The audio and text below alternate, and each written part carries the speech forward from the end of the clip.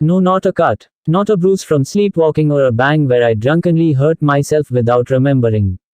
I'm talking jagged, gnarly, vicious scars which looked like they've healed years ago. The first one to appear was an inch-long incision on my stomach, almost like a surgical wound. I live in college with a roommate, Robert, but he didn't remember anything happening. Then I called my parents and asked them if I'd ever had a surgery before, but the only procedure I'd undergone was having my wisdom teeth removed. A dead end, unless they thought the stomach was a shortcut to the mouth. I figured that I just hadn't noticed it before.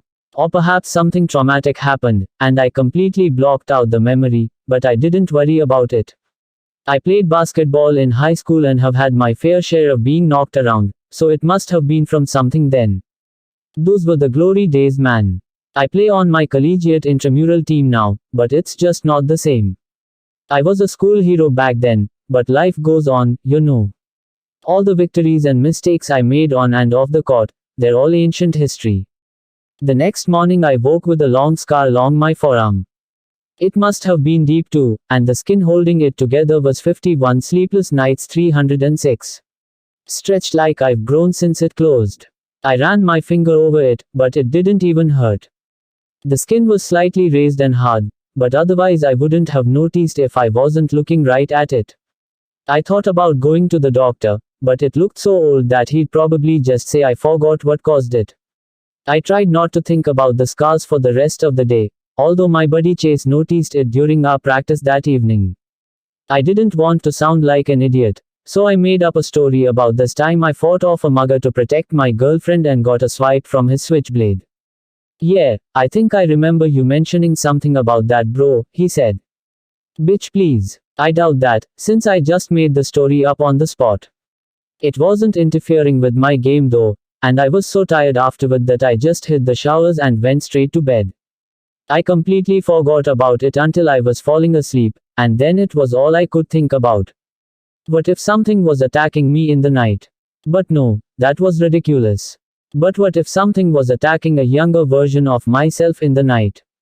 Even stupider. I eventually convinced myself that I was making a big deal out of nothing and fell asleep, but it was still the first thing I thought about when I woke up.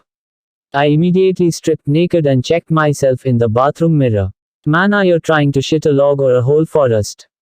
I gotta take a piss. My roommate Robert was pounding on the door. I ran my fingers over my chest for the 100th time. A giant cross-shaped scar on my right pec.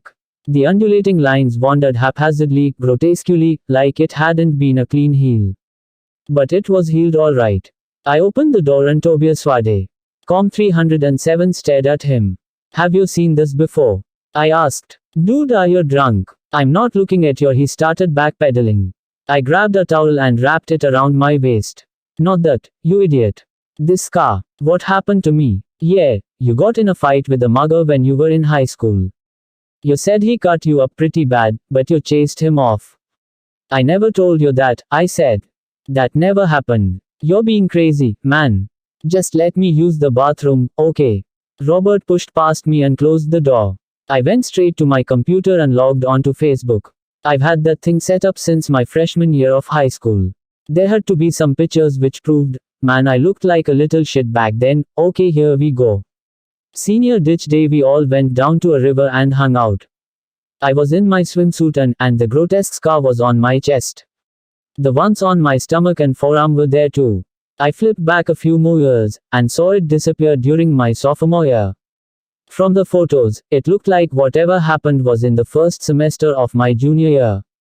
When I thought about that time in my life, there was only one memory which burned so brightly as to cast shadows on the rest. I narrowed down the range of dates, and there was no mistaking it. I found a photo of myself running shirtless with the team the week before, no scars. The week after I wasn't 51 sleepless nights 308 present at the game, then after that I was covered in bandages.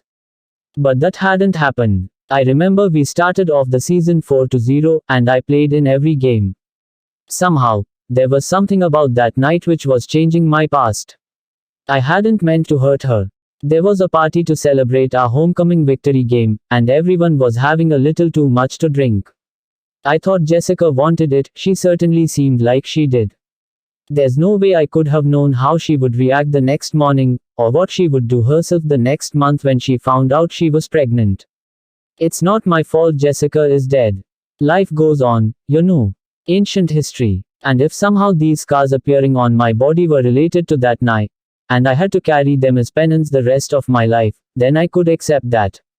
If that had been all there was, I wouldn't have been so scared or angry. But the scars this morning were more deliberate. Etched into the back of my hand are the words, "How many cuts will it take before I see you again?" Maybe some wounds cut too deep to ever be left in the past. I wonder how many more it will take before she's satisfied, or whether I'll even survive her search for peace.